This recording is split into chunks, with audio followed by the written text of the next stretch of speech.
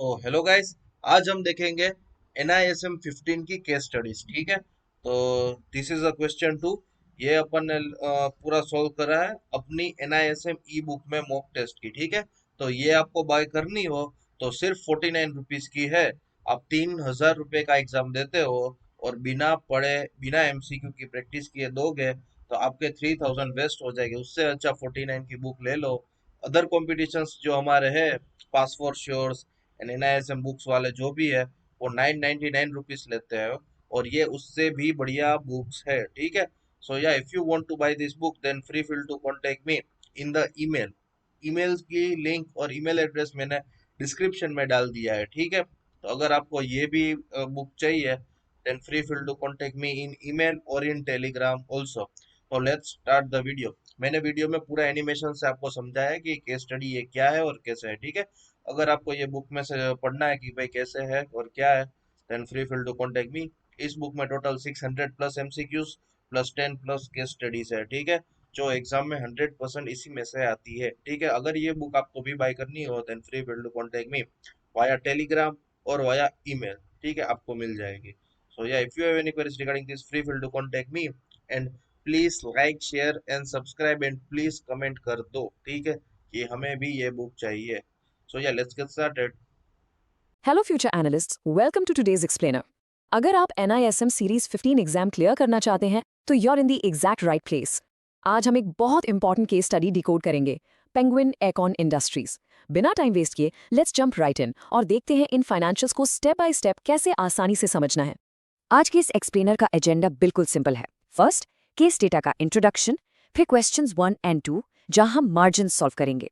Next questions 3 and 4 for profit and sales और end में एक quick final revision formulas lock करने के लिए।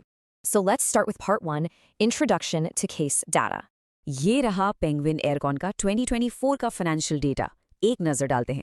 सेल्स हैं 330 करोड़, ऑपरेटिंग एक्सपेंसेस 140 करोड़ हैं, डिप्रिसिएशन 48 करोड़।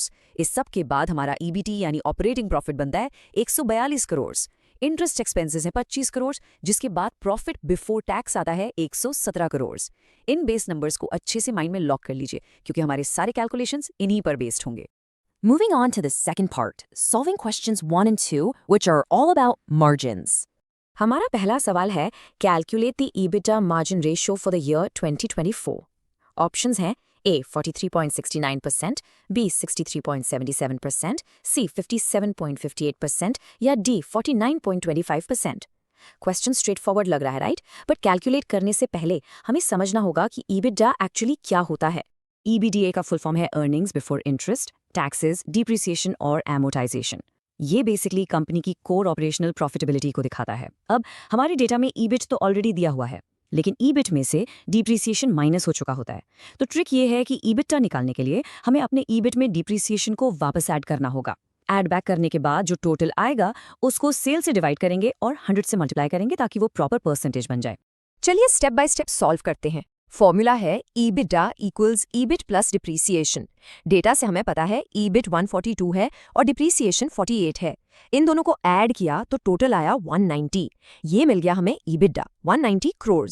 अब मार्जिन के लिए 190 को डिवाइड करेंगे सेल्स से यानी 330 से और फाइनली 100 से मल्टीप्लाई करेंगे।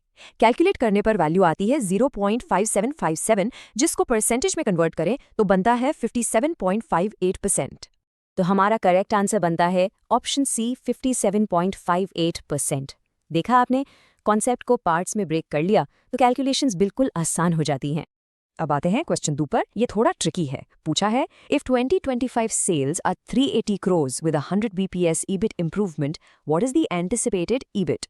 ऑप्शंस हैं 158.8 करोड़, 162.6 करोड़, 165.7 करोड़ या 167.3 करोड़। यहाँ एनालिस्ट ने सेल्स की फोरकास्टिंग बढ़ा दी है और एक कंडीशन डाल दी है 100 BPS इम्प्रूवमेंट। अब यहाँ पर एक कॉमन स्टूडेंट डाउट आता है कि सर ये 100 BPS मार्जिन इंप्रूवमेंट का एग्जैक्टली मतलब क्या होता है कैलकुलेशन में? Very valid question. BPS का मतलब होता है बेसिस पॉइंट्स। फाइनेंस लैंग्वेज में 100 बेसिस पॉइंट्स इक्वल्स एग्जैक्टली 1%। तो सिंपली पुट, पिछले साल के मार्जिन में हमें प्रिसाइजली 1% ऐड करना है। Let's break it down. Step 1, पहले 2024 का बेस ईबीटी मार्जिन निकालते हैं। ईबीट था 142 और सेल्स थी 330। 142 डिवाइडेड बाय 330 होता है रफली 43.03%। स्टेप 2, अब इम्प्रूवमेंट ऐड करते हैं। 100 बीपीएस मतलब 1%। स्टेप 3, नया मार्जिन बन जाएगा 43.03% plus 1% which is 44.03%। Step 4, final EBIT निकालने के लिए हम 2025 की नई सेल्स यानी 380 करोड़ को इस नए मार्जिन से मल्टीप्लाई करेंगे। सो 380 इंटू 0.4403 और फाइनल आंसर आता है 167.3 करोड़, यानी करेक्ट ऑप्शन है डी। कभी भी ऐसे फोरकास्टिंग क्वेश्चंस आए उन्हें बस लॉजिकली ब्रेक करिए। Old margin plus adjustment applied to new sales, done. Alright, let's move into part 3, solving questions 3 and 4, focusing on profit and sales. Question 3 देखते हैं. With 2025 EBIT at rupees 148 crores and 300 crores debt at an 8% interest rate, what is the expected profit before tax? Options हैं 118, 124, 127 या 131 crores. Data थोड़ा change हो गया है, right? Forecasted EBIT अलग है और डेट इंटरेस्ट का नया एंगल आ गया है। लॉजिक बहुत सिंपल रखना है। हमें प्रॉफिट बिफोर टैक्स यानी पीबीटी चाहिए। ईबीटी से पीबीटी तक पहुंचने के बीच सिर्फ एक ही रुकावट आती है और वो है इंटरेस्ट एक्सपेंस।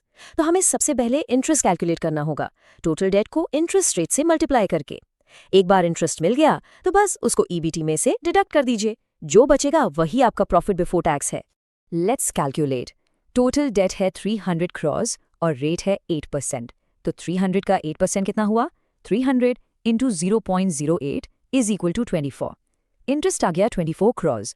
अब पीबीटी निकालते हैं। फोरकास्टेड ईबीट दिया है 148 crores। उसमें से इस 24 को माइनस कर देते हैं। 148 माइनस 24 गिव्स अस 124। तो हमारा फाइनल आंसर आता है RS 124 crores, which is option B.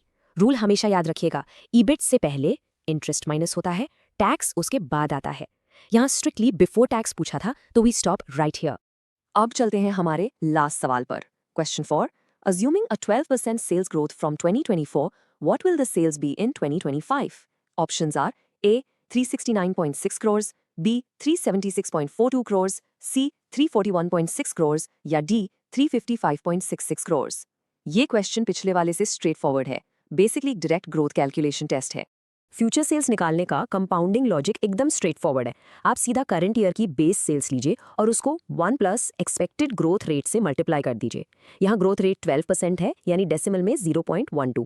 अगर 1 में 0.12 ऐड करें तो बनता है 1.12। अपनी बेस वैल्यू को डायरेक्टली 1.12 से मल्टीप्लाई करना मैथमेटिकली सबसे फास्ट तरीका है एग्जैक्टली 12% ग्रोथ कैलकुलेट करने का। कैलकुलेशन सीक्वेंस देखिए। फॉर्मूला है base sales multiplied by 1 plus growth rate. 2024 की बेस सेल्स थी 330 crores, तो हम कैलकुलेट करेंगे 330 इंटू 1 प्लस 0.12, जो बनता है 330 इंटू 1.12।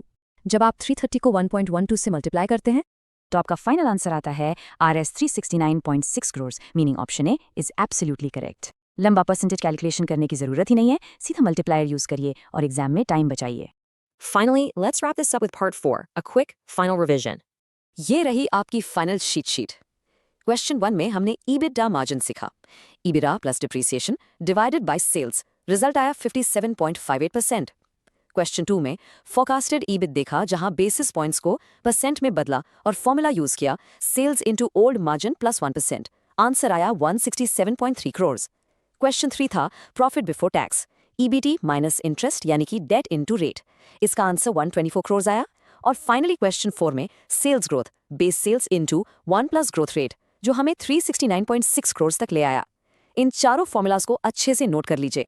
सो देखा आपने, केस स्टडीज तब तक ही डरावनी लगती हैं जब तक हम उन्हें छोटे छोटे पार्ट्स में ब्रेक नहीं करते।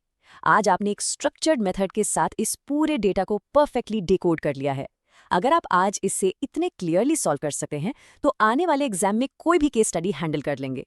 प्रैक्टिस करते रहिए, इन स्टेप्स को दिमाग में बैठा लीजिए और एग्जाम क्लियर करने की तैयारी पूरी रखिए। Happy learning and best of luck for your exams.